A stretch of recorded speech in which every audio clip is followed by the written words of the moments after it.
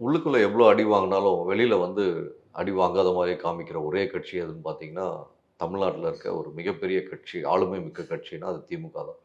அவங்க உள்ளுக்குள்ள எவ்ளோ அ அடிச்சல், உடைச்சல் இருந்தாலுமே கூட, எந்த இடத்துலயுமே வந்து ஒரு சொற்களால கூட காமிக்காம கட்சி நடத்தி வந்தவர் தான் கருணாநிதி அவர்கள். அது தொடர்ச்சியா திரு ஸ்டாலின் அவர்களும் அதே மாரி நடத்தி வந்துட்டுருக்காரு. ஆனா இப்போது இருக்க சூழல் வச்சு பார்க்கும்போது, கட்சிய விட கூட்டணிக்குள்ள தான் இப்போ பிளவுகள் ஜாஸ்தி இருக்கு.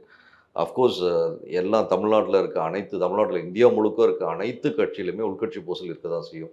உட்கட்சி பூசல் என்றாலே காங்கிரஸ அடிச்சுக்க முடியாது. ஏன்னா காங்கிரஸ் மட்டும் தான் வந்து ரோட்ல வரைக்கும் வச்சு சண்டை போடுவாங்க, உட்கட்சி பூசல்ல. ஆனா மிச்ச கட்சிகள்ல உள்ளுக்குள்ளே அந்த 4 செவுருக்குள்ளேயே சண்டை போட்டு முடிச்சுட்டு வெளிய வந்துருவாங்க. ஸோ சத்தியமூர்த்தி பவன்ல நம்ம எவ்வளோலாம் பிரச்சனை நடந்தது நம்ம எல்லாம் கடந்த ஆமா, ஆமா. 20, 30 ஆண்டுகள்ல பார்த்துருப்போம். ம். அந்த மாதிரியான பிரச்சனைகள் என்னைக்குமே திமுக நடந்ததே கிடையாது. ஓகே. ஏன்னா, அந்த குடும்ப கட்டுப்பாடுல இருக்கக்கூடிய ஒரே கட்சி எதுன்னா திமுக தான்.